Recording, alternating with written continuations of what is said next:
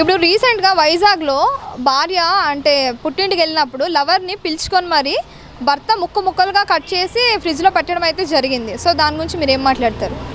ఏం మాట్లాడమంటే ఇప్పుడు ఆ సంఘటన ఇప్పుడు ఎలా మాట్లాడాలా? నేను మగవాడిని కాబట్టి మగవాళ్ళకి మారితే అది ఆడవాళ్ళ పర్స్పెక్టివ్, ఆడవాళ్ళు ఎలా మారితే అది వేరే మగవాళ్ళ పర్స్పెక్టివ్. మీరు అడగంటే నేను అడిగి చెప్పగలుగుతాను నా విషయంలో. మీరేం అడగాలనుకుంటున్నారు?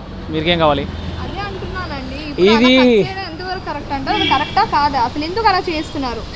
ఎందుకు ఎలా చేస్తున్నారంటే ఫస్ట్ అయితే మెయిన్గా అయితే ఒక ఏజ్ వచ్చాక సడన్గా వచ్చాక హార్మోన్స్ బ్యాలెన్స్ వస్తాయి. ఫస్ట్ హార్మోన్స్ ప్రాబ్లం దీని నుంచి దీన్ని ఎవరు చేయించలేరు. ఇప్పుడు పెళ్ళికి బిఫోర్ ముందు మనకి ఏదైనా లవర్ అయినా కావచ్చు, లేదంటే ఆ సంబంధాలు కావచ్చు, అవి పెట్టుకోకూడదు.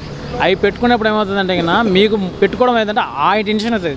ఎప్పుడైతే ఫస్ట్ లవ్ అంటారు, ఫస్ట్ లవ్, ఫస్ట్ డేట్, ఇవి మనుషులకి ఎవరైనా కానీ లేడీస్ కావచ్చు, జెంట్స్ కావచ్చు, వాళ్ళకి స్ట్రక్ అవుతాయి. వాళ్ళ మీదే ఉంటారు. ఇప్పుడు ఈ లవర్ ఉంది, లవర్ ఉండగా తన లవర్ ఎప్పటి నుంచి పెట్టేస్తారు, లవర్ ఉందని మీరు అంటారు. సరే బిఫోర్ అనుకుందాం, మ్యారేజ్ బిఫోర్ ఉన్నప్పుడు మ్యారేజ్ చేసుకుని తప్పు చేసుకుని లవర్ని మ్యారేజ్ చేసుకోవాలి. ఇప్పుడు అతను మ్యారేజ్ చేసుకున్నాడు, ఇప్పుడు మ్యారేజ్ చేసుకునే కొనసాగిస్తున్నాడు. ఈ కాంప్లికేషన్ ఎలా అంటే లవర్కు మ్యారేజ్ అయిందో లేదో తెలియదు. ఆ లవర్ ఇతను బెదిరించడం కావచ్చు, లేదంటే ఇతను పిలుచుకోవచ్చు కావచ్చు, వాళ్ళ మధ్యలో ఏదైనా జరిగిండొచ్చు, మేబీ రిలేషన్తో ఎక్కువ ఉండొచ్చు. ఇంకా మీరు నువ్వేమో మ్యారేజ్ చేసుకున్నావు, మళ్ళీ నన్ను పిలిపిస్తున్నావు, ఏంటి మ్యాటర్ అని ఇలా నడుస్తుండొచ్చు. ఈ విధంగా నడుస్తుంది. ఈ కైండ్ ఆఫ్లో జరిగిండొచ్చు. తర్వాత కొంచెం బెదిరింపులు జరుగుతాయి, కొంచెం మామూలుగా మాట నా అయినా నువ్వు చేసుకోవాల్సిందే, నీ భార్య కూడా ఇలా ఏమైనా జరిగిందో మనకు తెలియదు కదా. వాళ్ళిద్దరి మధ్య అతను ఏదైనా ఓపెన్ అయ్యి చెప్తేనే మనం ఆలోచించగలుగుతాం, అతను చెప్పాలి. ఆ తర్వాత మనం థింక్ చేయగలుగుతాం ఎందుకు జరిగింది అనేది. అంటే ఇక్కడ అమ్మాయి డబ్బులు అడిగింది తన్ని అని చెప్పేసి అందుకే చంపేశారని చెప్పి వచ్చింది.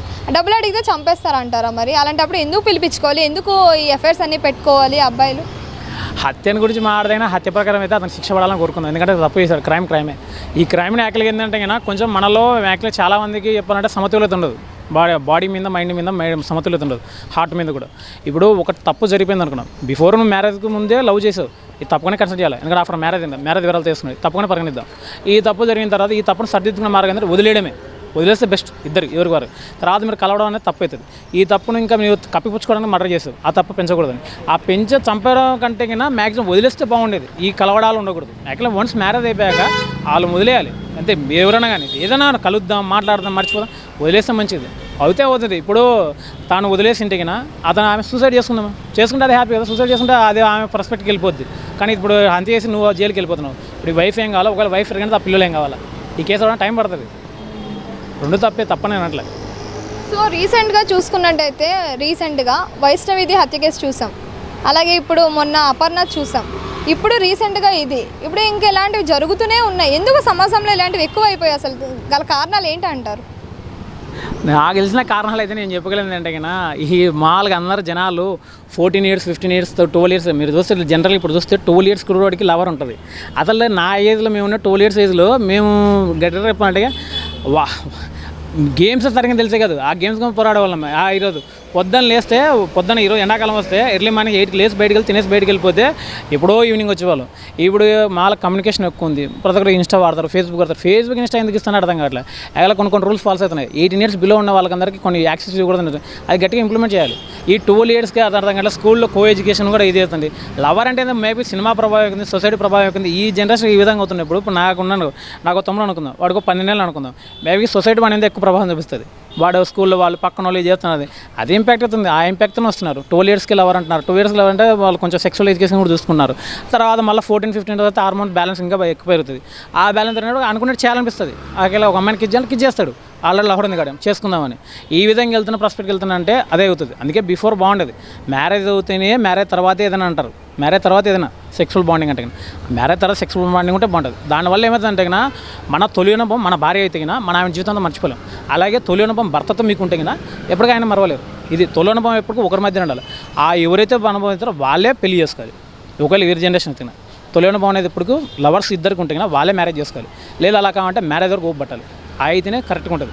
తొలి అనుభవం మీద ఎవరి మీద ఉంటుందో వాళ్ళు ఎలా ఉన్నా యాక్సెప్ట్ చేయగలుగుతాం. మీరు గమనించలేరు. మీరు మర్చిపోయినా ఎవరైనా అడిగి చూడండి లవర్స్ని, నా పాత లవర్ మర్చిపోలేకున్నాను నా ఎందుకంటారు? ఆ అనుభవం అలాంటిది. తొలి అనుభవం ఆ విధంగా ఉంటేనే ఉంటాయి.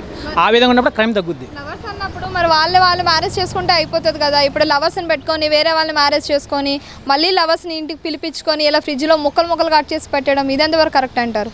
ఎగ్జాక్ట్ రైట్, మీరు అడిగింది రైటే. ఇప్పుడు పెళ్ళికి కావాల్సిన ఏం కావాలి బేసిక్గా మీకు ఏమైనా ఐడియా ఉందా? పెళ్ళికి కావాల్సిన బేసిక్ అంటే డబ్బు కావాలి.